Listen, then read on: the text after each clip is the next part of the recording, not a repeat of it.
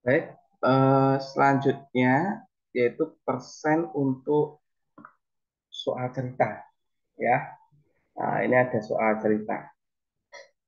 Bagaimana kita bisa menyelesaikan suatu permasalahan pada soal cerita. Nah, ini terkadang kita kalau tidak teliti, nah, ini saudara akan kebingungan. Oke, kita coba. Nomor satu, harga sebuah pakaian adalah 30.000. Jika seseorang memperoleh harga sebesar 40% dari harga tersebut, tentukan berapa yang harus dibayar oleh orang tersebut. Nah, ini jelas mudah. Nomor satu, berarti 40% dari 30.000. Kan gitu dah. Nah, lalu yang kedua, soal kedua. Budi menjual mobil dengan peroleh laba 850.000. Laba berarti untung. Atau sama dengan 17% dari harga jual mobil tersebut.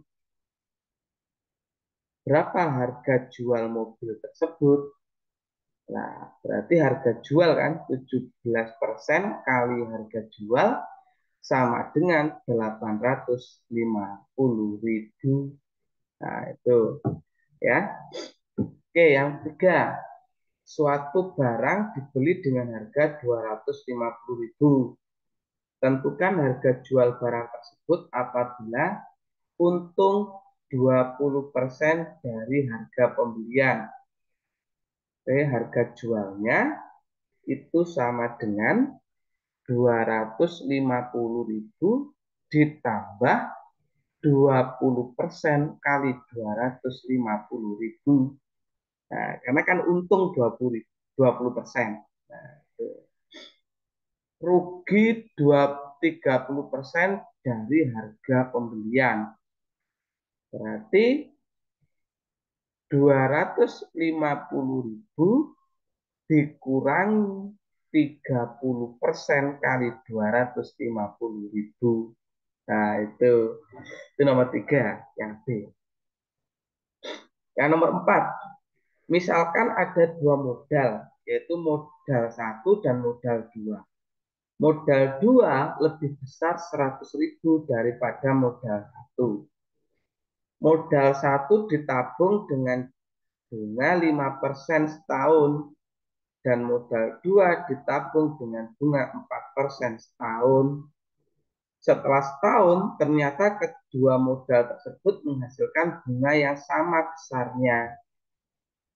Berapa modal satu dan modal dua secara berturut-turut? Nah, nanti kita akan bahas.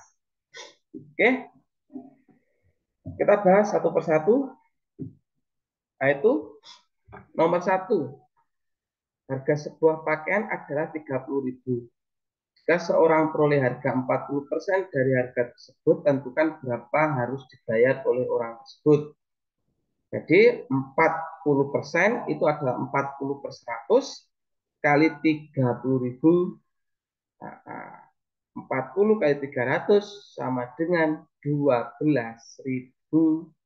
Jadi harga pakaian yang harus dibayar adalah 12.000. Nah, itu adalah harga pakaiannya. Nah, kalau soal cerita ini saya tekankan kepada saudara semua, kesimpulan akhir itu sangat penting. Jadi kalau yang ditanya berapa harga yang harus dibayar, berarti setelah saudara menghitung-hitung itu di belakang, di akhir itu harus ada kesimpulannya. Kesimpulannya seperti itu. Jadi harga pakaian yang harus dibayar adalah 12.000 rupiah. Nah, itu adalah kesimpulannya. Ya. Oke, next. Nomor 2. Nah, Budi menjual mobil dengan proyek laba 850 atau sama dengan 17% dari harga jual mobil. Berapa harga jual mobil? Nah, itu 17% dari harga jual mobil. Misalkan harga jual mobilnya adalah N. Berarti 17% kali N itu sama dengan 850.000. 17/100 kali N sama dengan 850.000. N sama dengan 850.000 dibagi 17/100, lalu kali 100/17, N sama dengan 5 juta.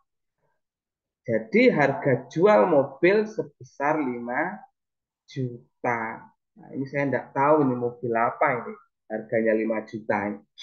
Mungkin mobil-mobilan anak-anak itu yang pakai baterai itu mungkin. Nah ini. Nah itu jadi harga jual mobil adalah 5 juta.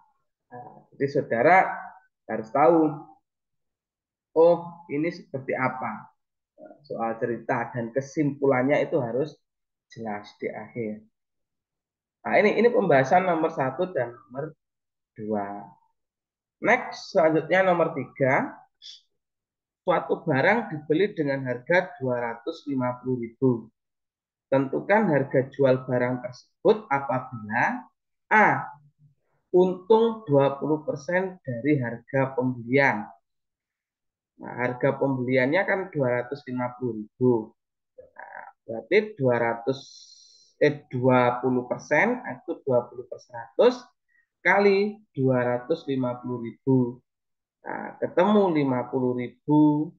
Nah, jadi harga jualnya harga beli ditambah untung. Harga belinya 250, untungnya 50.000 menjadi 300.000. Jadi harga jual barang tersebut adalah 300.000. Nah ini adalah jika untung 20%. Yang B, rugi 30% dari harga pembelian. Nah, jadi 30% dari harga pembelian itu 30/100 kali 250.000. Ketemu 75.000. Nah, ini 30% dari 250. Jadi harga jualnya karena dia rugi, berarti harga beli dikurangi rugi. Berarti 250.000 dikurangi 75.000, ketemu 175.000. Jadi harga jual barang tersebut adalah 175.000. Nah itu karena dia rugi, jadi harga jualnya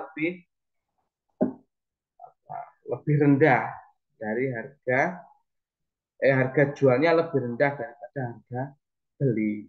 Nah ini adalah pembahasan untuk nomor 3.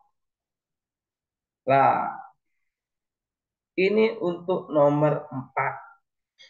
Kalau nomor 4 ini sedikit agak apa itu rumit. Nah, tapi tidak begitu rumit. Nah, saya jelaskan secara perlahan-lahan ya. Nah, nanti saudara biar paham. Oke, sekarang yang kita ketahui dulu pertama di sini.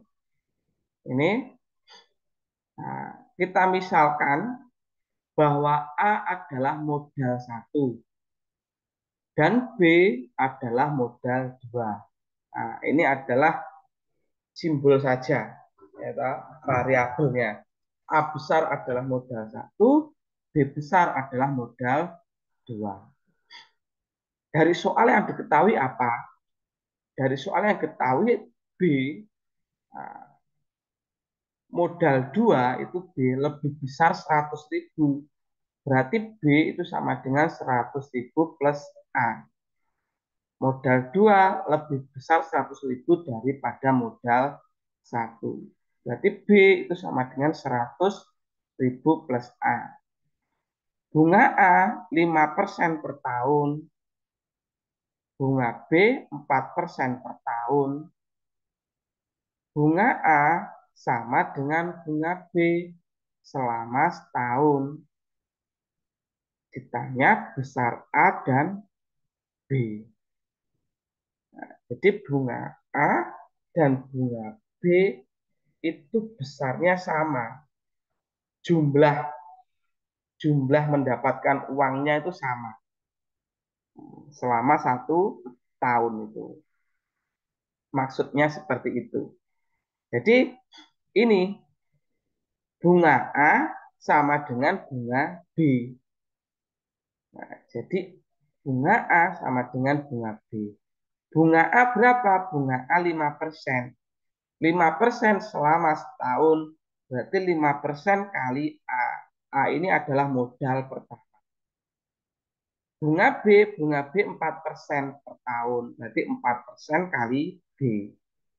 Nah, jadi 5% A itu adalah 5%, 5/100 kali A itu sama dengan 4/100 kali B.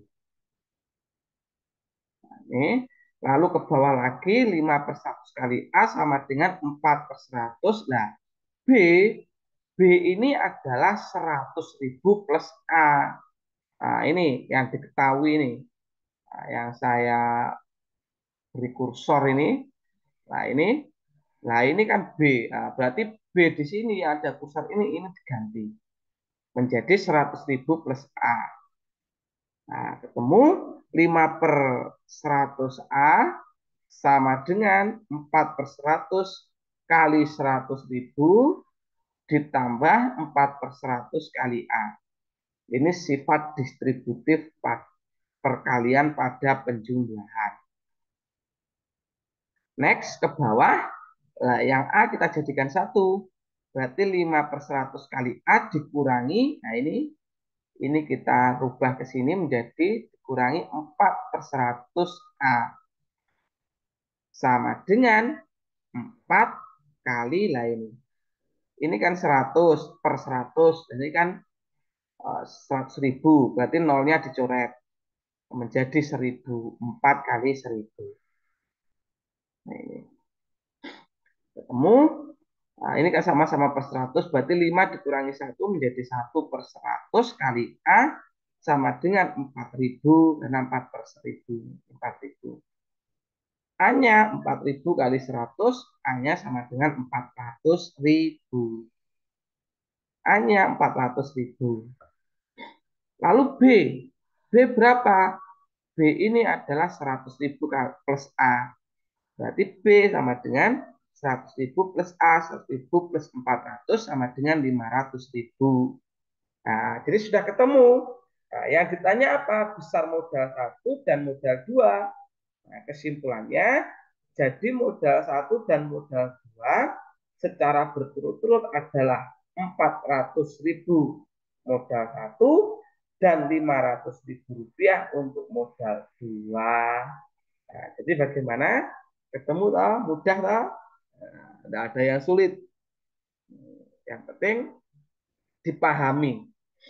Ya, ini jadi semoga kemampuan saudara dalam menganalisa, memahami soal cerita, ya, itu bisa terbentuk jika saudara sering melakukan latihan soal. Nah, ini adalah contoh-contoh soal tentang perbandingan. Nah, oke. Nah, nanti kita bisa bahas perihal perbandingan ini secara oke. Kalau perbandingan ini saya rasa tidak perlu dibahas, saudara pasti sudah bisa. Nah, karena perbandingan ini tidak terlalu rumit.